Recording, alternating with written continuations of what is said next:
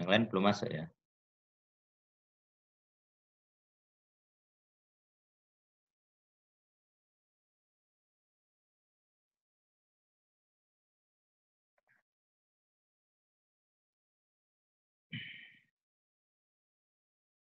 Ya, kita akan mulai.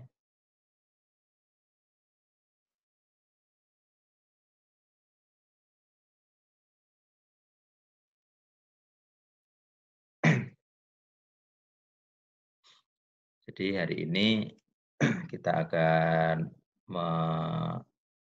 membahas satu topik yang sedang cukup populer juga.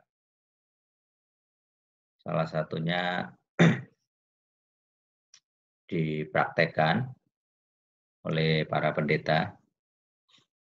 Jadi ada pendeta atau beberapa orang lah gitu. Aku lihat dia mengajarkan tentang ini law of attraction. Ya, saya nggak tahu juga alasan mereka meyakini bahwa law of attraction adalah kebenaran. Nah, kita akan melihat asalnya dari mana, sejarahnya dari mana, dan seterusnya. Dan nanti di bagian akhir akan ada pemetaan untuk India berkaitan dengan law of attraction. Itu ya. Ya. Jadi sebagian sudah saya rangkum di forum ETNet, tapi belum semuanya ya. Dan kita akan melihat beberapa sumber dari mereka yang mengklaim mengajarkan tentang hal ini.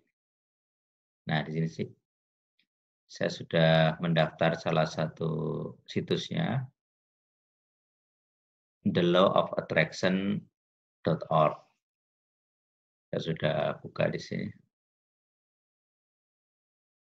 Ya, seperti ini situsnya.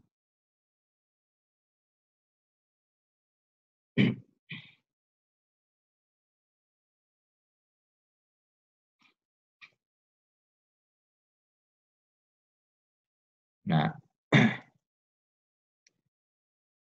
ini beberapa basic yang sulit melihat unsur Kristennya di mana.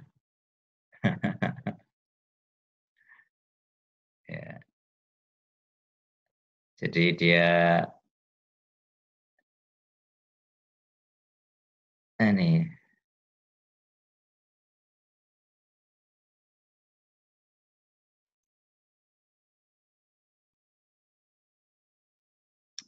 definisinya dari yang mereka tulis ya.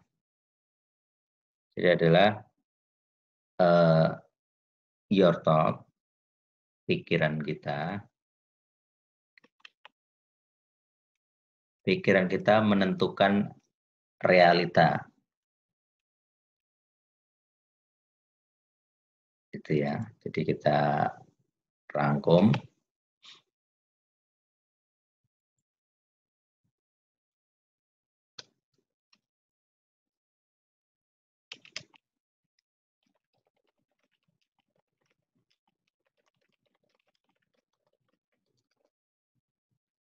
Nah, sebenarnya dari sini kita sudah tahu ajaran ini dari mana.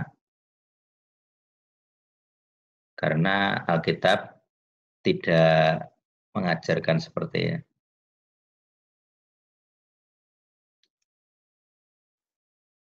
Jadi ada dua pikiran, lebih berkuasa.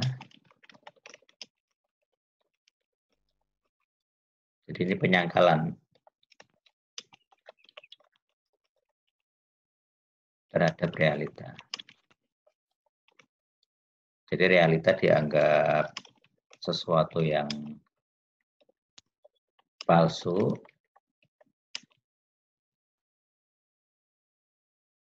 mungkin seperti ya, simulasi. Kalau ingat film The Matrix ya. Ya. Jadi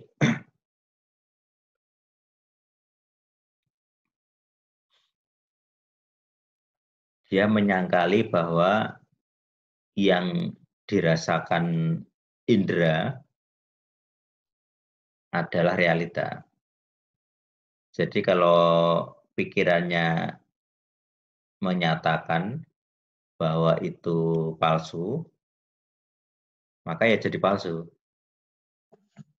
Nah itu. Jadi core-nya, intinya adalah pikiran.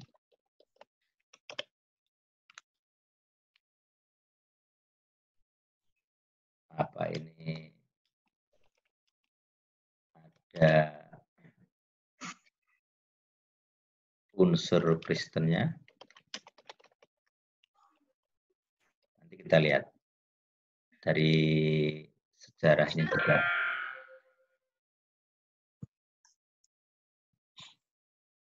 Ya. Kemudian kita melihat selanjutnya yang ini.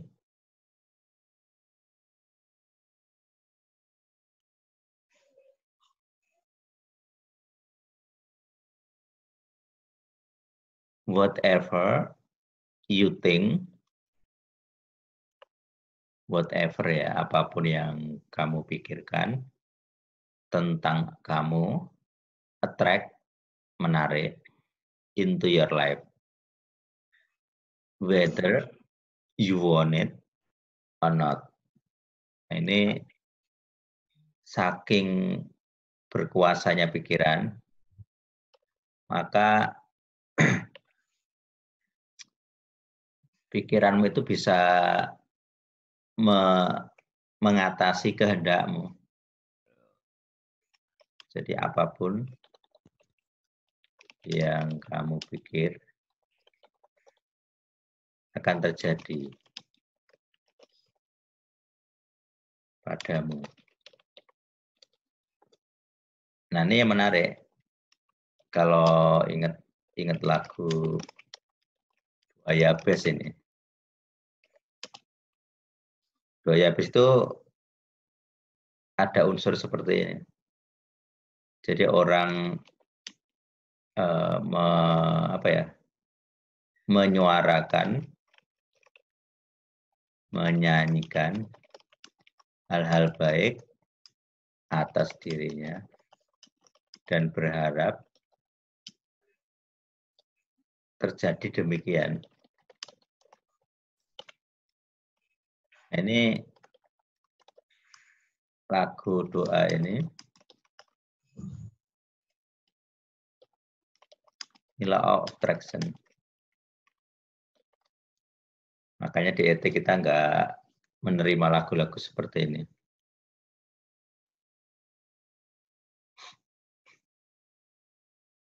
Ya.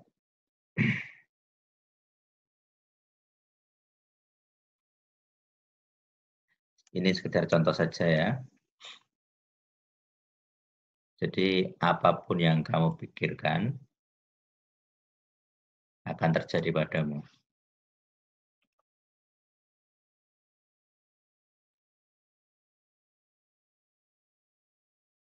Maka pertanyaannya sederhana.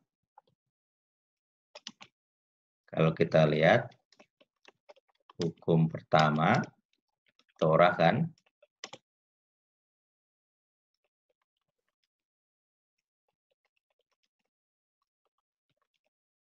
Yehuwa satu-satunya Tuhan, maka tiada lain yang punya kuasa mencipta. Nah, ini yang perlu diperhatikan. Kita lihat bahwa tadi pikiran kita sanggup mencipta kejadian.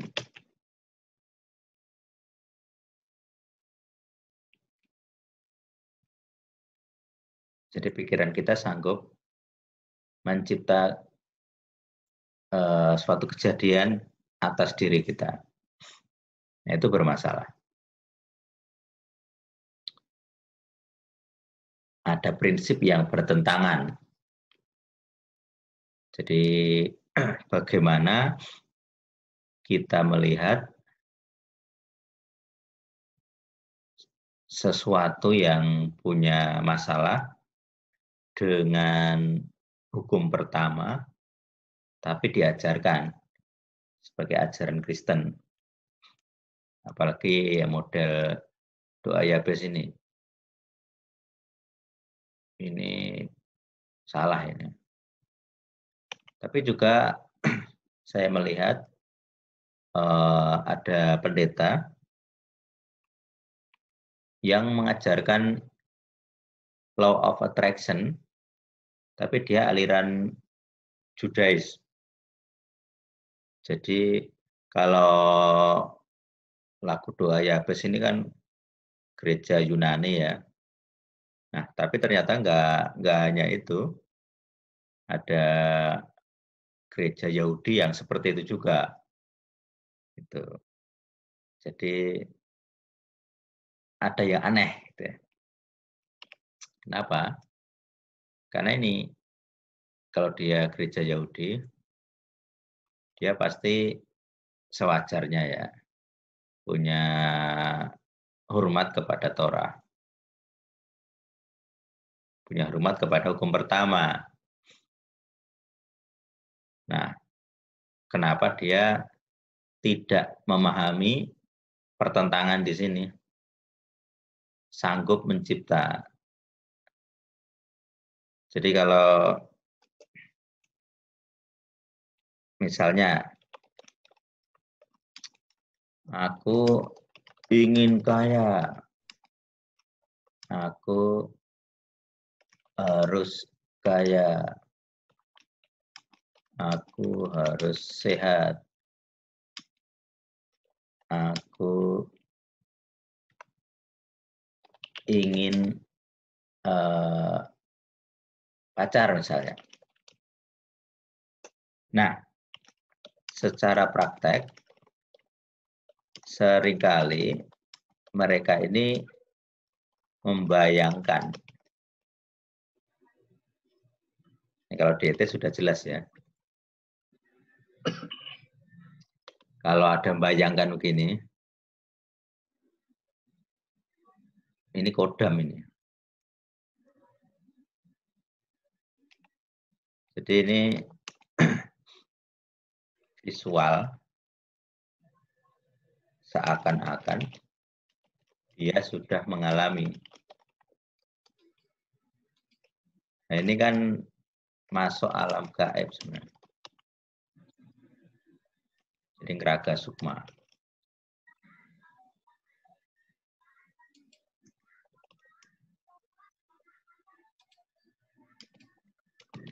Roh keluar tubuh,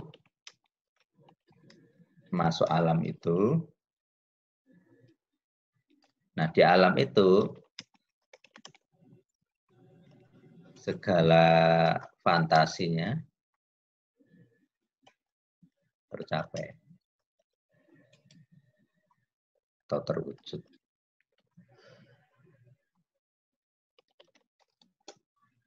Nah, itu. Jadi kata kuncinya yang pertama ada masalah dengan hukum Torah yang pertama. Kemudian yang kedua ini secara praktek dia membayangkan.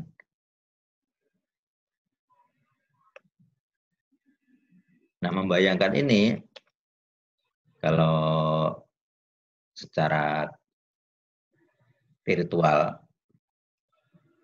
itu mata ketiga.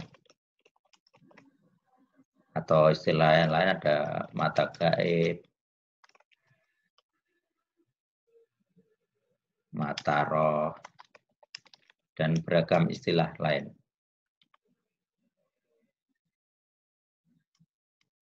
Nah, ini adalah kodam, pekerjaan kodam,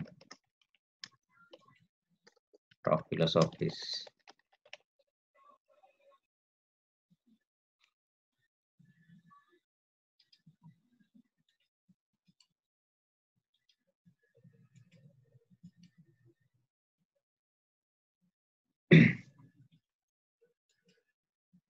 Kita akan lihat beberapa sumber lain.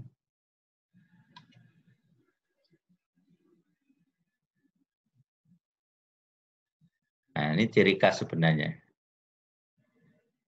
Energi.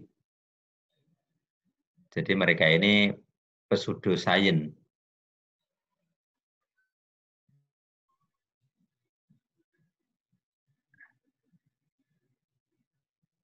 Saya tuliskan ya.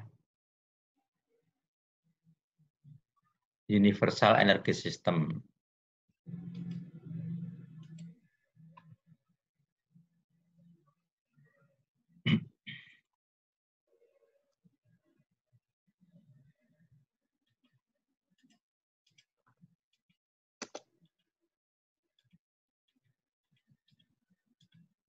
Jadi orang-orang ini sangat gemar memakai istilah ini, energi dan universal.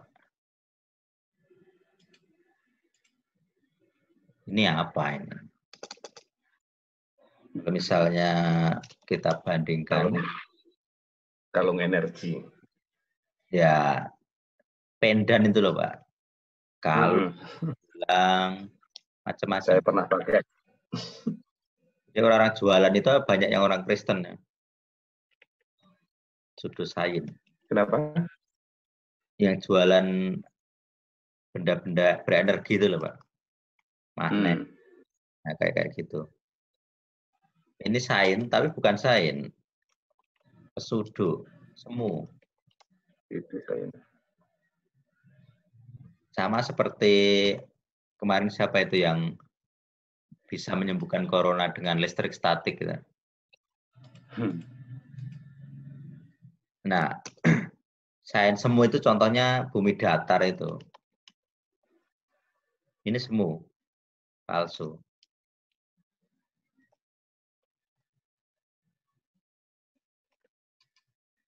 Jadi bumi datar ini nggak mengakui bulat,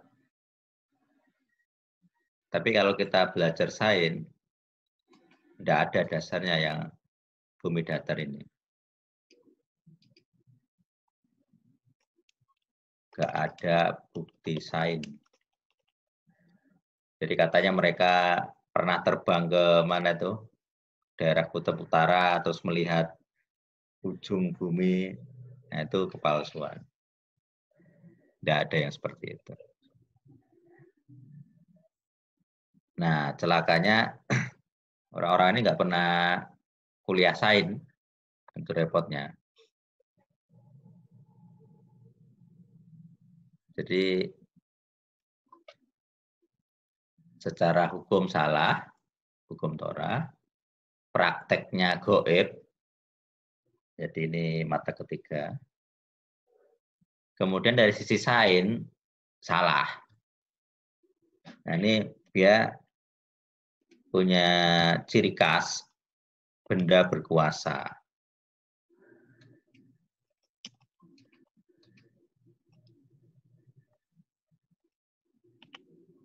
Benda berkuasa itu melanggar hukum kedua sebenarnya. Jadi saya geser aja ya. Jadi benda berkuasa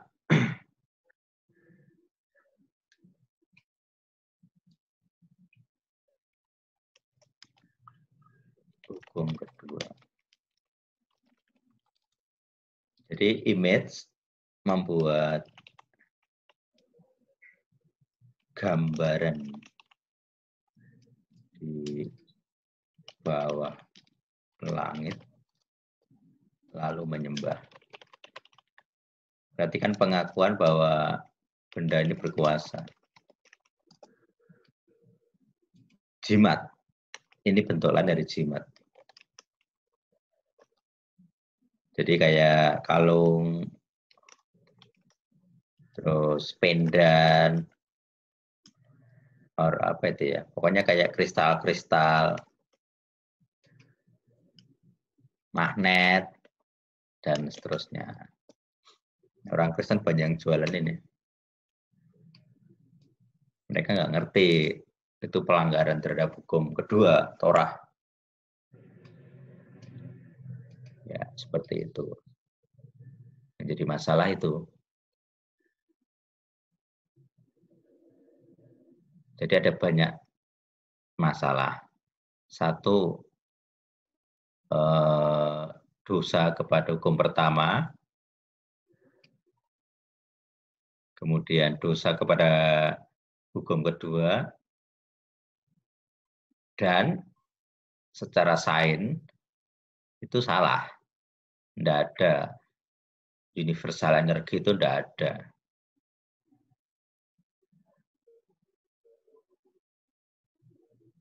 Gitu ya. Nah, kita lihat selanjutnya. Kita lihat sejarahnya.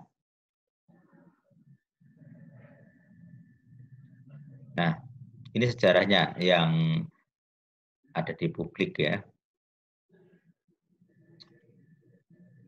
Law of Attraction. Newton, pikiran baru. Munculnya ada tahunnya di sini. Abad 19. Oleh Phineas Quimby. Siapa dia nanti kita lihat.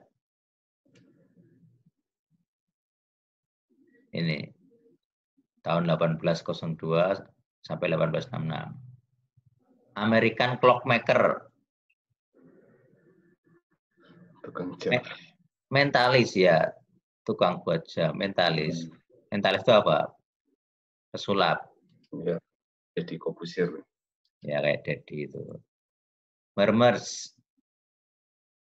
Animal magnetism. Nah, ini jelas ini. To believe bahwa ada energi natural yang tidak terlihat dimiliki oleh semua living thing. Jadi semua yang hidup punya energi. Nah, itu ether. Itu sains palsu. Di sini. Jadi siapa tadi? Phineas tadi. Dia sains palsu.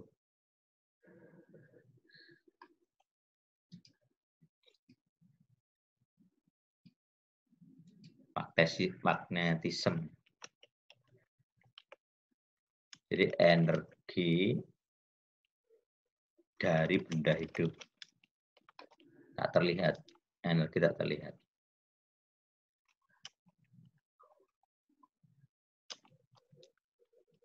Energi apa ini? Tidak ada. Ini zaman dulu orang percaya adanya ether.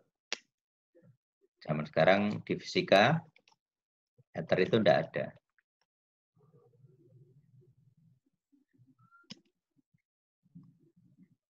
Tidak terbukti. Jadi kalau fisika partikel itu bisa membawa energi. Tapi ada rumusnya. Kayak cahaya, elektron, kemudian positron, dan seterusnya. Itu partikel energi. Tidak terlihat. Tapi bukan ether. Karena kalau konsepnya ether ini, bisa menyembuhkan, bisa dikendalikan pikiran. Nah, itu enggak ada di fisika. Jadi ini tidak bisa dikendalikan pikiran. Nah, itu bedanya. Nah, energi magnetisme ini bisa. Jadi energi magnetisme ini bisa dikendalikan pikiran. Karena ini, apapun yang kamu pikirkan akan terjadi padamu. Jadi kalau kita memikirkan yang baik, akan jadi baik. Nah, itu berarti pikiran itu mengendalikan ether ini. Itu masalahnya. Secara spiritual itu. Nah, kalau misalnya kalau di Jawa ya, jadi orang apa namanya, kemampuan spiritual, misalnya kebal, jadi kulitnya ya biasa, tapi kebal senjata. Nah, itu contoh dari energi ini, energi palsu ini. Jadi energi mental ini, nah ini bukan sains. Tidak ada energi mental itu, tidak ada. Apalagi kayak telekinesis, yang ngomong kosong. Kemudian melihat jarak jauh, serangan jarak jauh. Ini apa ini? Ini kodam semua ini. Bukan sains. Jadi kalau di fisika yang asli, sains yang asli, itu tidak bisa dikendalikan pikiran. Kalau kodam, itu bisa. Kenapa? Karena kodam ada di pikiran. Ini pengendali pikiran. Atau saya sebut roh filosofis. Nah, itu.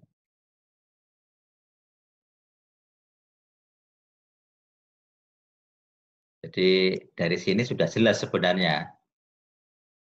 Kalau ada pendeta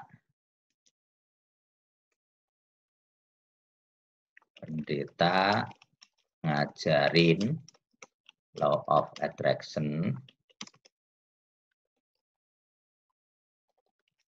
artinya apa? Pendeta sesat, ajarannya satanik. Tinggal 10 menit. Ya, pas berarti. Ya, itu mental. Ini juga ini mentalisme mengendalikan magnetisme. Ini kodam. Jadi dia mentalisme itu sudah jelas. Jadi pikiran itu mengendalikan benda. Ini.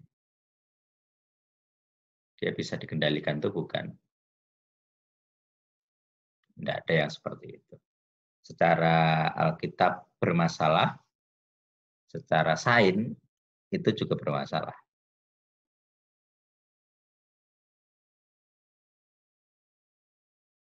Itu ya.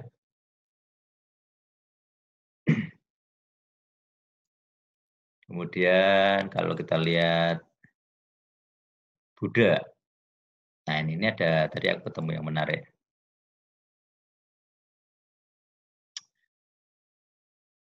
Dia mengajarkan ini, mana ya?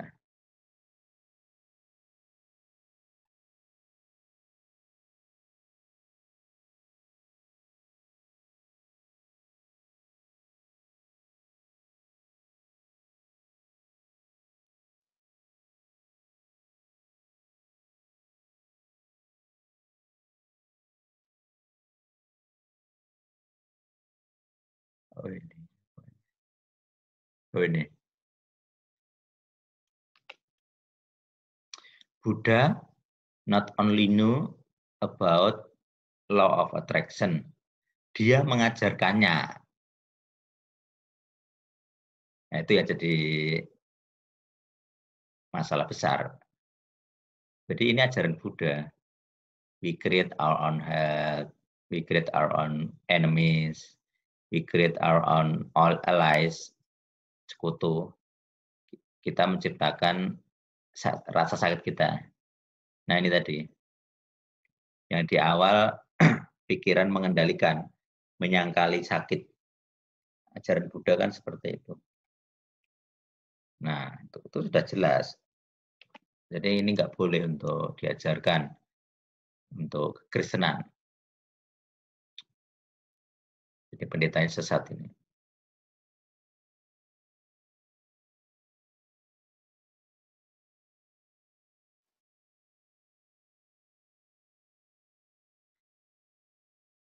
Jadi kalau ngajarin LOA itu sesat.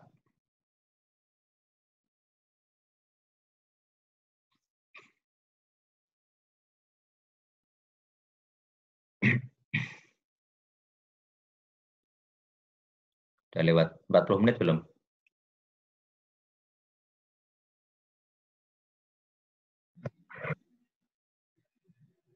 Belum ada peringatan. Nah, ya. Nanti mungkin tiba-tiba putus.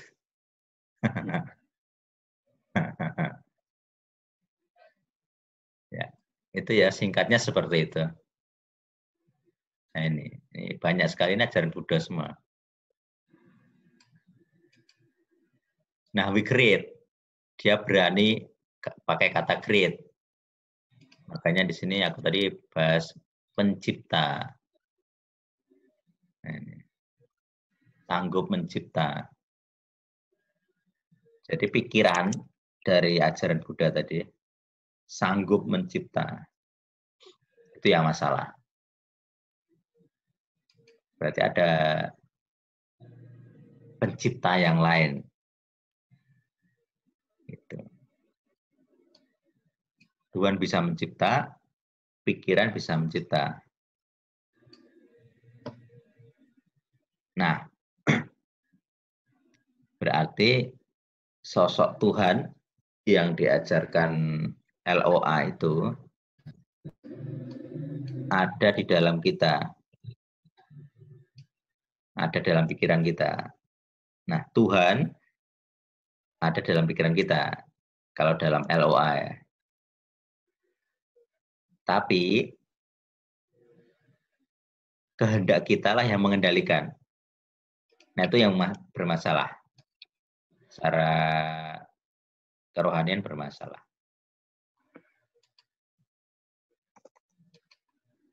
Jadi pikiran manusia bisa mencipta bebas, tidak bergantung pada Tuhan. Itu yang jadi poinnya. Jadi aku ingin kaya ya aku jadi kaya. Aku ingin sehat, aku jadi sehat. Tidak perlu doa. Itu kuncinya.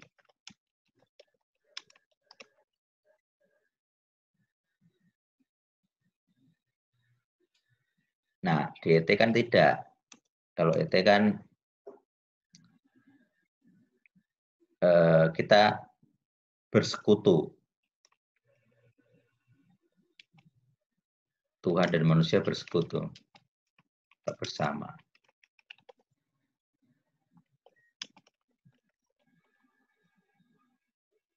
Nah, kalau bersekutu berarti ada relasi. Nah, relasinya perjanjian. Ada hak kewajiban.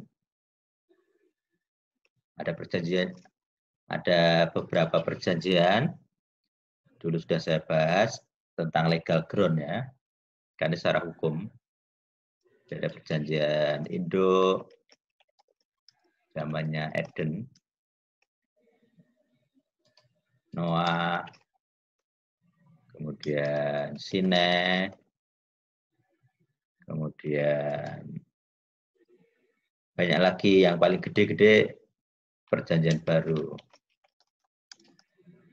Yeremia atau mana itu. Itu. Nah, di dalam perjanjian ada klausul yang mengatur relasinya. Jadi atasan dan bawahan. Tuhan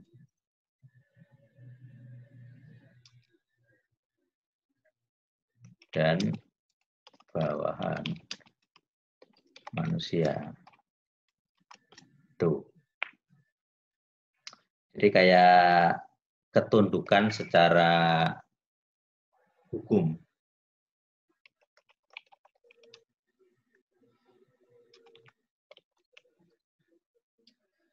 Jadi dari atas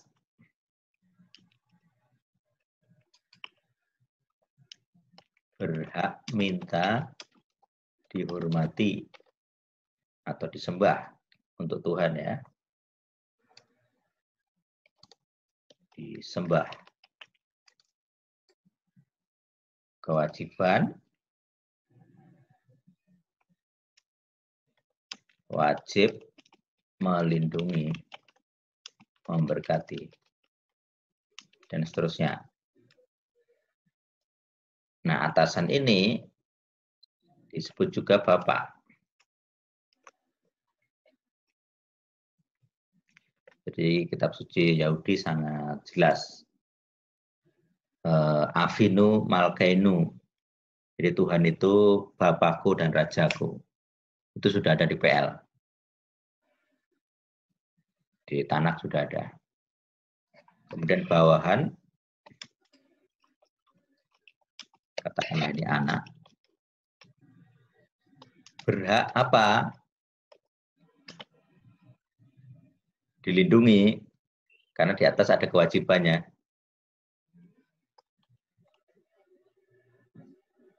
Berkati, dipelihara, dan seterusnya. Wajib apa? Hormat. Menghormati Bapak. Menyembah Dia.